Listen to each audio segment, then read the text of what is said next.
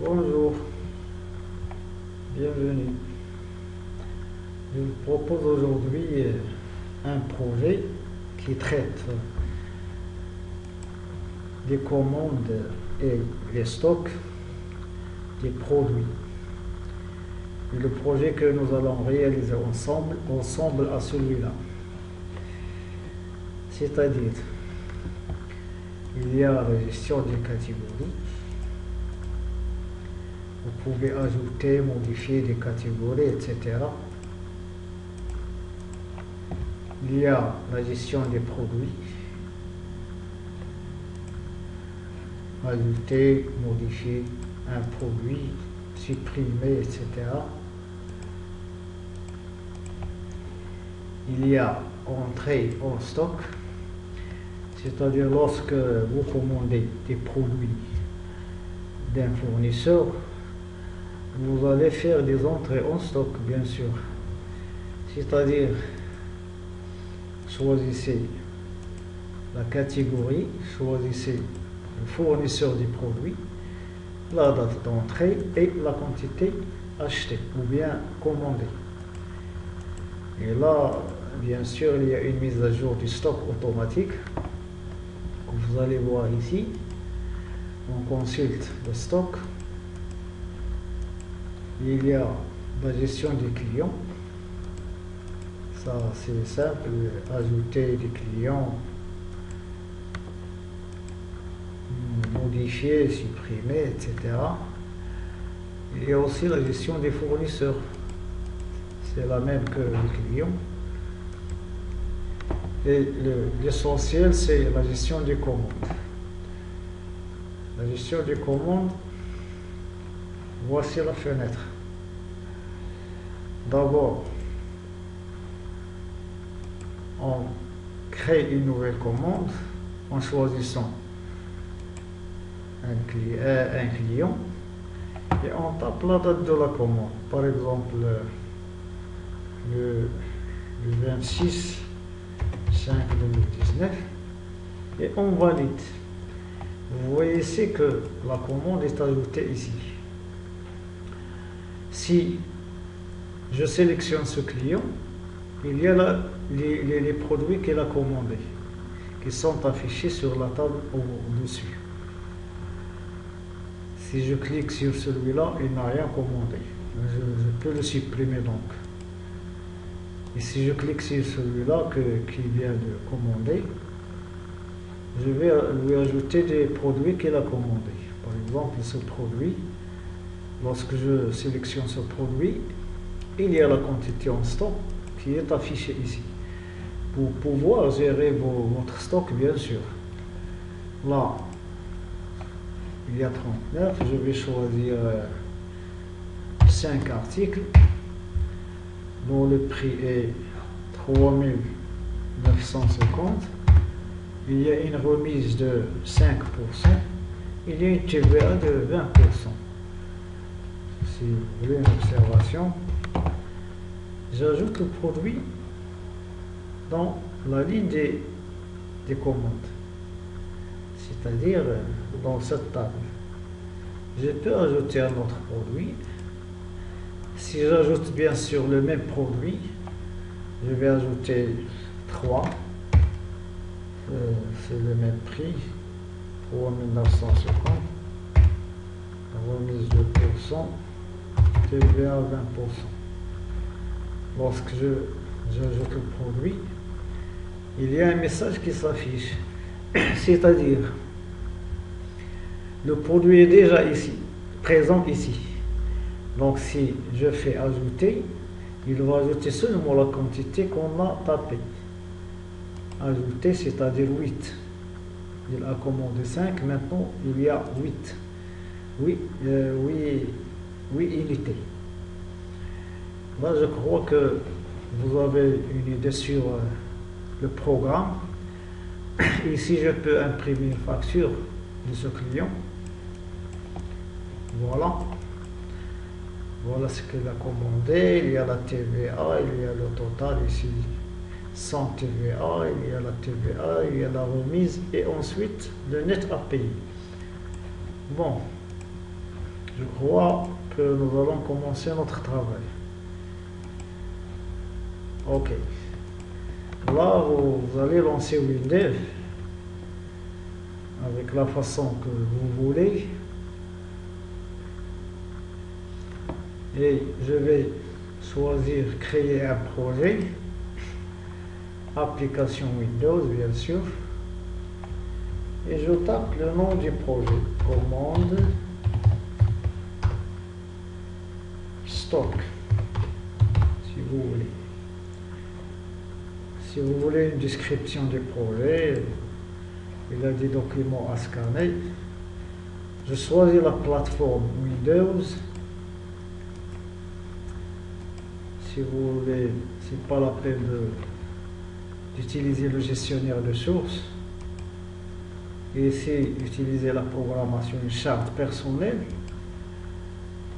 Et je choisis le gabarit que je vous ai montré comme exemple. Bon, laissons ça comme ça. Si vous voulez ajouter des langues, l'essentiel c'est de savoir comment gérer le stock, mettre à jour le stock de produits. Ici, je vais créer une base de données. La base de données qui porte bien sûr le même nom de la commande.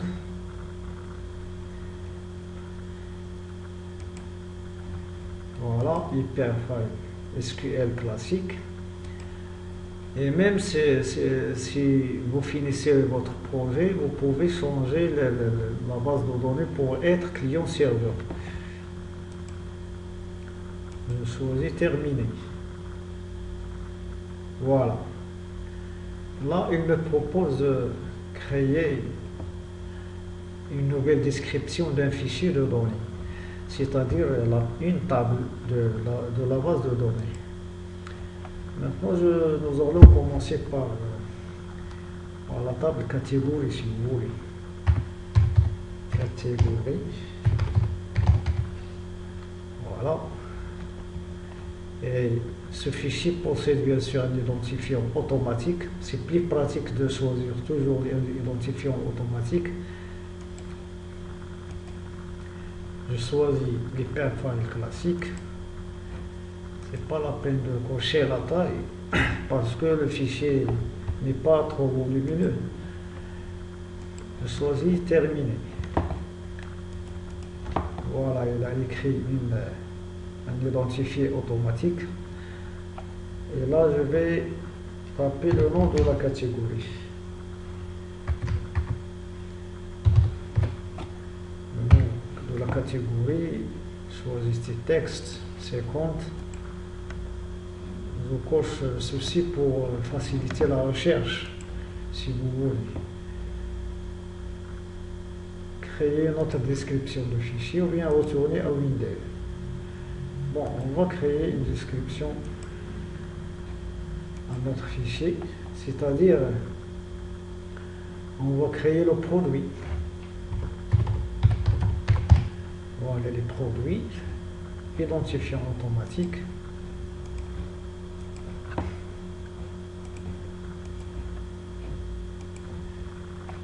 Là, je vais taper l'identifiant de la catégorie parce qu'il y a une liaison entre la catégorie et le produit, bien sûr. Nous allons voir comment faire la liaison dans la base de données. Voilà, il vous demande, il vous dit qu'on utilise la même description de cette rubrique qui est présente dans le fichier catégorie. Mettez OK, mais choisissez la clé avec double parce qu'il y a beaucoup de produits qui ont la même catégorie pour ne pas avoir d'erreur d'intégrité du fichier ou bien intégrité des liaisons. Il faut respecter ça. Bon, une catégorie, je tape notre rubrique, référence produit. Référence produit.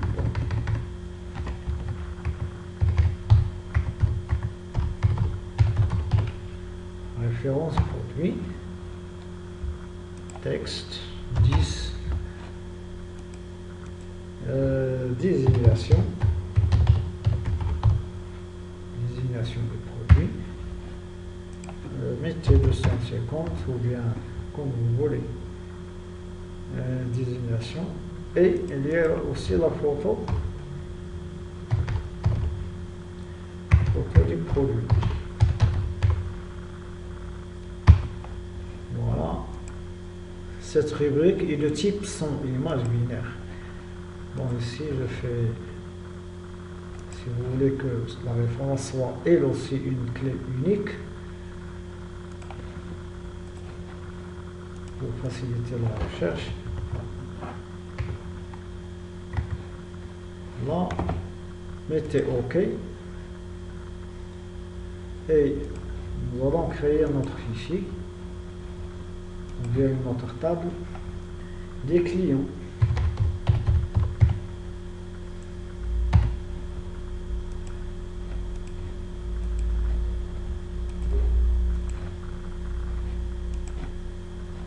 Voilà, il y a l'identifié au client. Je tape mon prénom. Mettez 80 si vous voulez. Je tape ma GSM du client. 10 ou bien 15. Adresse client. Je tape l'adresse.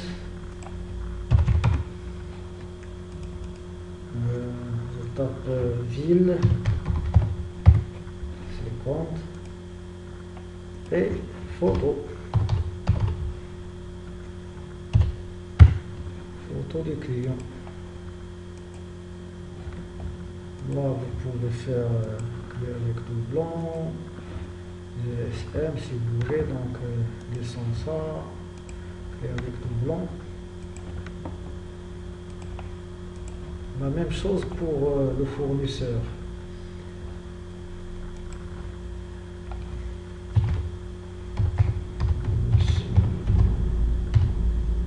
Fournisseur.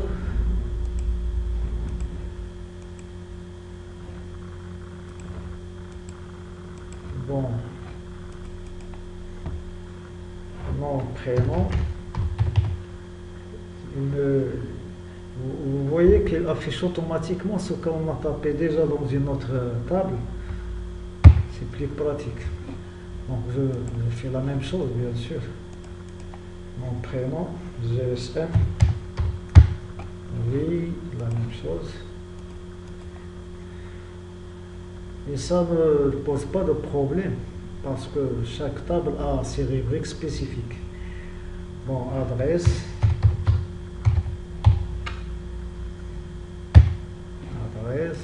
C'est la même chose. Ville. Et aussi c'est la même chose. Et photo.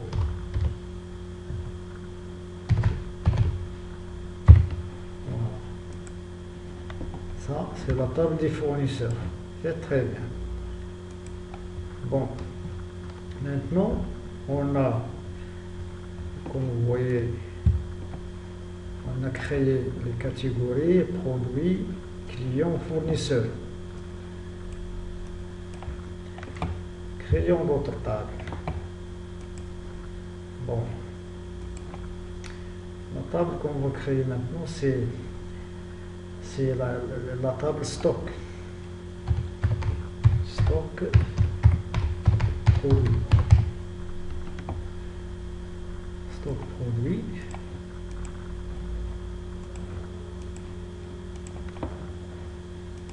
Bien sûr, il va contenir l'identifiant de produit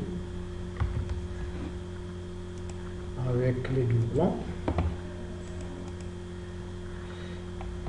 et quantité réelle.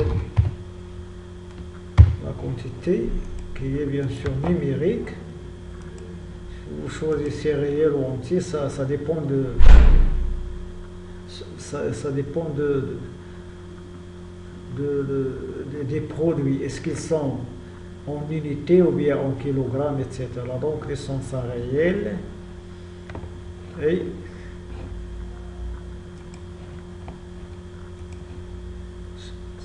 enregistrer la table, ensuite créons une autre table.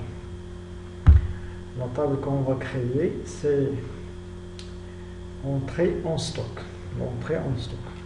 C'est-à-dire lorsqu'on saisit les produits qu'on a achetés d'un fournisseur et on veut les saisir dans cette table qu'on va appeler entrée en stock.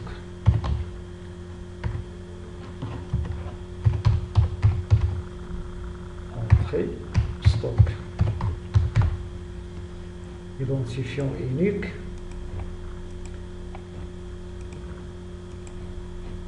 Ok. C'est normal de taper guide produit en choisissant l'identifiant produit. Ensuite, on va taper guide fournisseur. Ça, je crois que ça c'est plus pratique si vous voulez faire des statistiques, c'est-à-dire connaître des quantités plus ou moins supérieures ou inférieures d'un fournisseur à l'autre, et vous pouvez voir quel fournisseur vous fournit des produits plus ou moins avec une quantité plus grande qu'un autre fournisseur, etc. Bon, ici c'est une clé unique, clé avec doublon bien sûr, et là je tape la date entrée, voilà, et je tape la quantité entrée.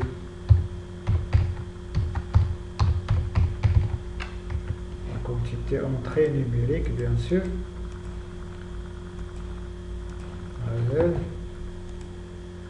Voilà. Si vous voulez choisir ici le format plus grand que le premier, c'est plus pratique. Il y a aussi observation. Observation. Ok. Observation 150. Voici. Donc c'est la table entrée en stock. Bon, créons notre fichier. C'est la table commande. Il y a l'identifiant automatique.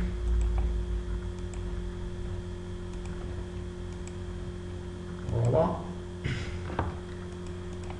La table commande qui contient bien sûr l'identifiant du client, c'est-à-dire le client qui a commandé le produit.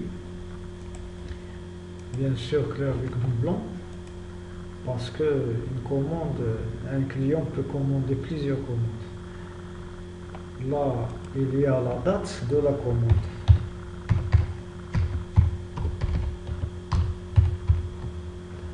La date de la commande.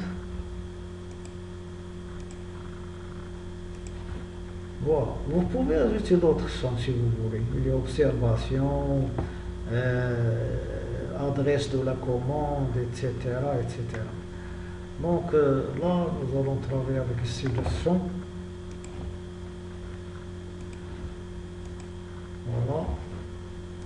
Il nous reste la dernière table, c'est-à-dire les lignes commande. Ligne commande. Ligne de la commande. Ligne de la commande. Bon. Si ligne de la commande, cette table contient l'identifiant de la commande. D'abord, avec clé unique, clé avec doublon. Il y a aussi qu'est-ce qu'on commande, c'est le produit, donc id produit. Voilà, stop. Ensuite, le prix unitaire. Voilà, numérique. Prix unitaire. La quantité commandée. partie commandée, numérique.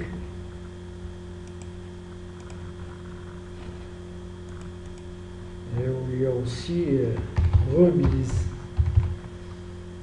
Il y a aussi numérique. Numérique, vous choisissez deux chiffres après la virgule parce que c'est un chiffre en pourcentage. Et dans le code, on fait un calcul, on divise par 100 pour avoir le résultat.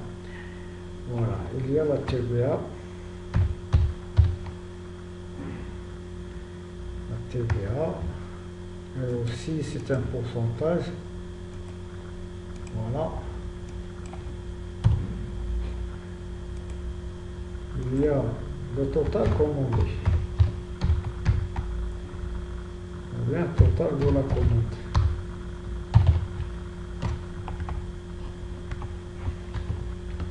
Total de la commande. Et aussi numérique. Réel. Et il y a observation. Bon, voilà.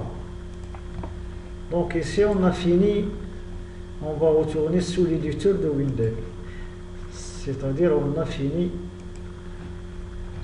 de réaliser notre base de données avec les tables. Et là on va faire la liaison des tables. Bon, d'abord on va ranger les tables d'une façon commode. Voilà client, voilà la commande, voilà les lignes commandes, il y a ici le fournisseur, il y a le produit,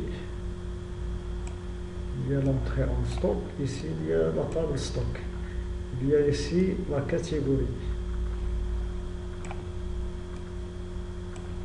Voilà. Bon. Une catégorie englobe plusieurs produits.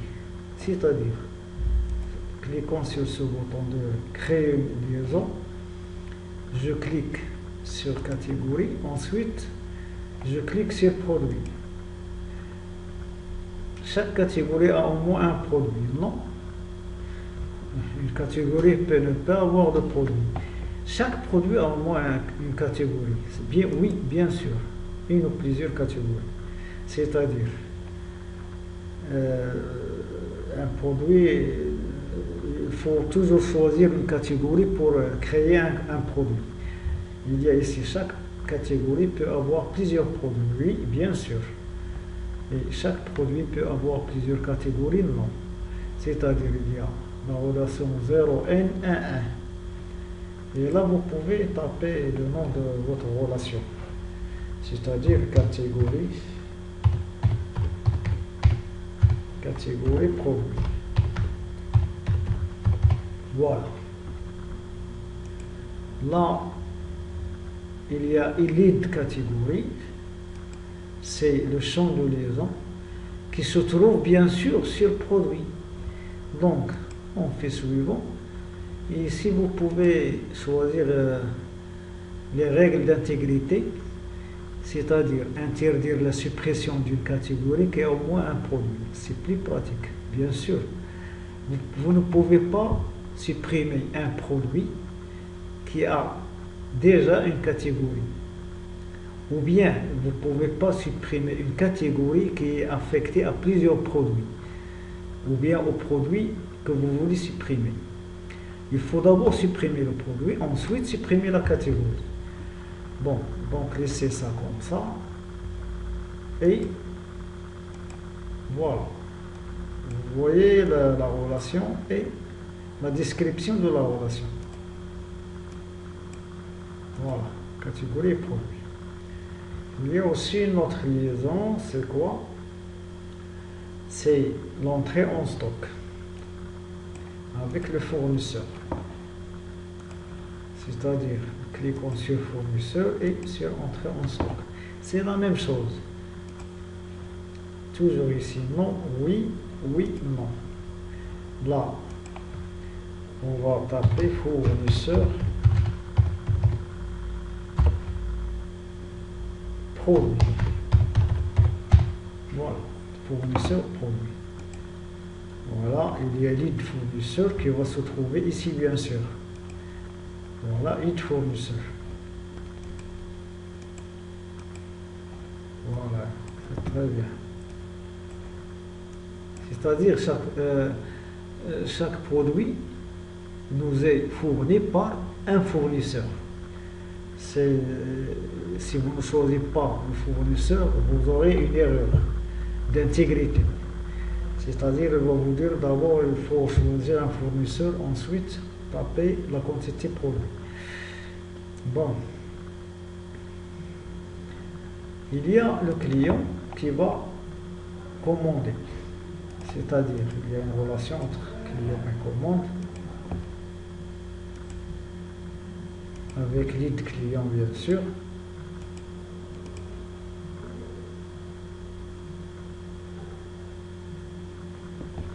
Ok. Bon, ici, si vous voulez la description, double-cliquez sur la liaison pour écrire la description. Ici, client, commande. Voilà.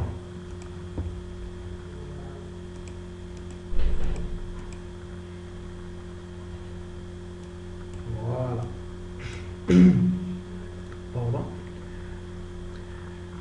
Chaque commande a des lignes, c'est-à-dire a des produits commandés. C'est-à-dire il y a une relation entre commande et ligne commandée. C'est la même chose. Voilà. Et ici, on va écrire ligne de la commande. Voilà, ligne de la commande. Id commande. Voilà. Et chaque produit ici, il est présent dans ligne de commande. Voilà, c'est-à-dire il y a une relation entre produit et commande. Produit commandé. Voilà.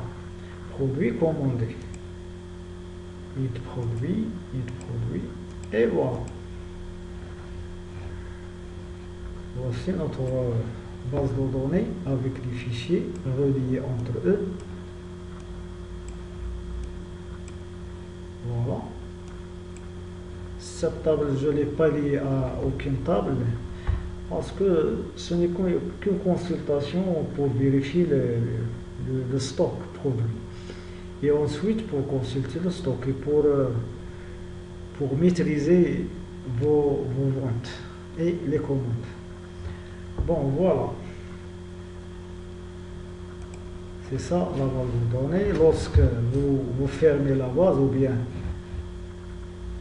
si vous voulez fermer la base, il va vous présenter cette fenêtre pour dire que vous devez sauvegarder les fichiers et synchroniser la base de données avec votre projet. Ok, voilà, la structure doit être synchronisée. Donc, cliquez sur oui. Et voilà.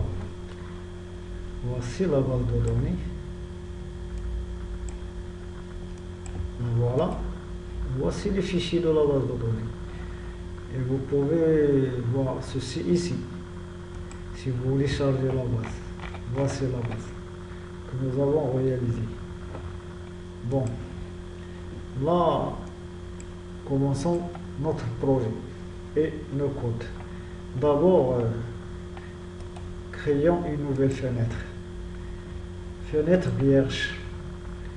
Cette fenêtre va servir pour la première fenêtre du projet où on va mettre les boutons et les menus, etc. Bon. Voici notre fenêtre que nous allons appeler menu. Et un titre ici, gestion des commandes et et stock. De commande et stock. Image, vous pouvez choisir l'icône